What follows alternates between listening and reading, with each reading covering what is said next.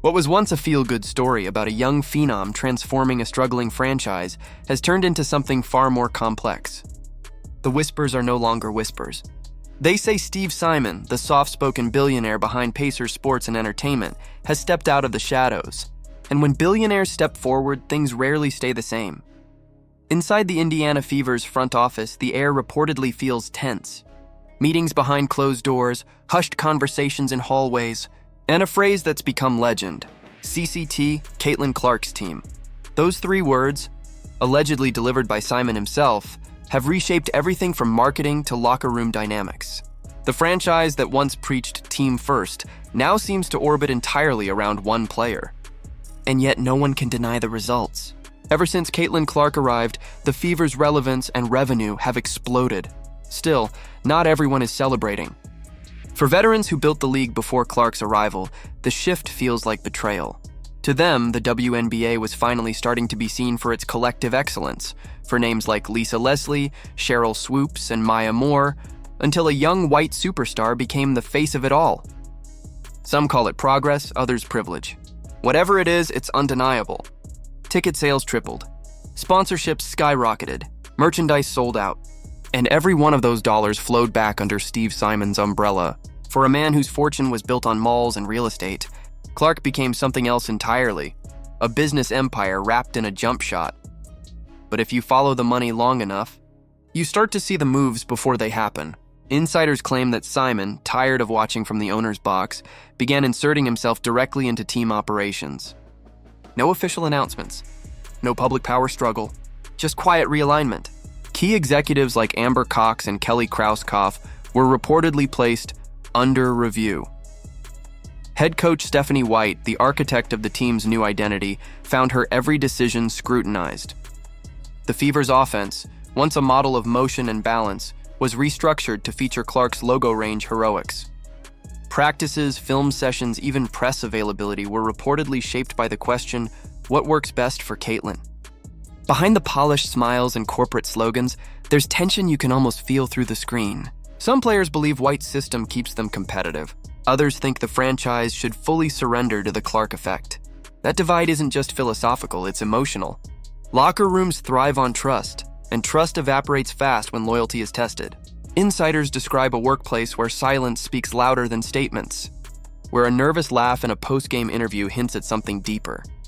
Meanwhile, Steve Simon stays quiet, letting speculation swirl while he tightens his grip. He doesn't shout. He reorganizes. That's how billionaires move. Quietly, efficiently, and with the kind of authority that doesn't require explanation. They say when billionaires lose patience, jobs disappear. And in Indiana, patience seems to be wearing thin. Stephanie White, once praised as the bridge between the Fever's old culture and its future, now stands in an increasingly precarious position. She's not just coaching basketball anymore, she's managing politics. Every lineup, every timeout, every quote in front of a microphone can be read as a statement of allegiance. Yet she's handled it with professionalism, deflecting speculation while trying to hold her locker room together. But the power dynamic has changed. Caitlin Clark isn't just a player. She's a movement, a brand, a billion-dollar industry in sneakers. And when a player becomes that valuable, the team becomes a vehicle, not a partner. This isn't to say Simon's interest is purely emotional. It's strategic. With Clark driving record sponsorships from local giants like Hy-Vee and Wilson, the Fever's financial ecosystem has become a corporate goldmine. Every televised game, every viral highlight, every appearance on national talk shows feeds into a feedback loop that benefits Simon's entire sports empire. The WNBA might see only a fraction of the revenue, but Simon sees it all flow through Pacers Sports and Entertainment. And when a system like that starts printing money, ownership doesn't just watch, they intervene to protect it. Yet there's something poetic, almost tragic in this power play. The very thing that made Clark so captivating, her underdog confidence, her Iowa-born work ethic, her unapologetic flair, now risks becoming the mechanism of her own control. She's no longer the college kid lighting up March Madness. She's a corporate asset expected to carry a franchise and, by extension, a league. Every three-pointer now has stock value. Every missed shot, a ripple effect on partnerships and projections. That's not basketball pressure, it's capitalism in sneakers, and through it all, the Fever fan base is watching, dissecting every sign.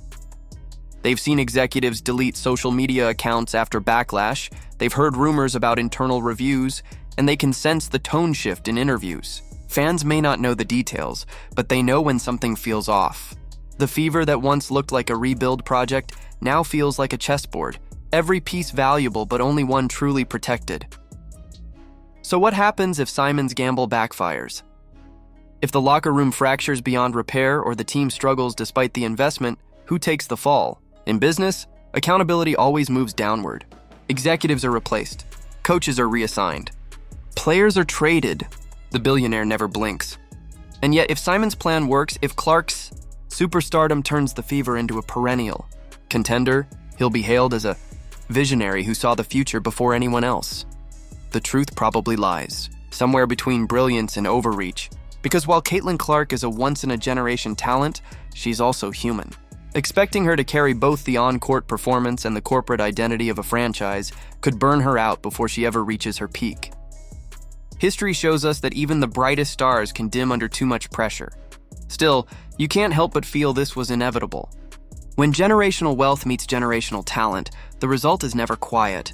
It's transformation, sometimes revolutionary, sometimes ruthless. Steve Simon isn't just running a basketball team anymore. He's orchestrating a business empire disguised as one. Stephanie White isn't just a coach. She's a test case in the limits of autonomy under billionaire oversight. And Caitlin Clark? She's the face of an era, both its promise and its price. Now the question lingers like a drumbeat over Indiana.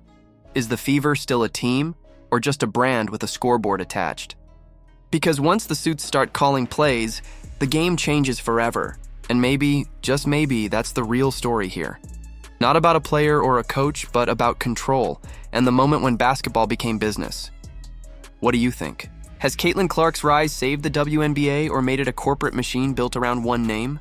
Should Steve Simon's takeover be seen as smart leadership or as overreach that risks everything that makes sports pure? Let us know your thoughts in the comments. And if you want to keep following this wild intersection of money, power, and basketball, make sure to like, subscribe, and turn on notifications, because the next chapter in Indiana's story might be its most dramatic yet.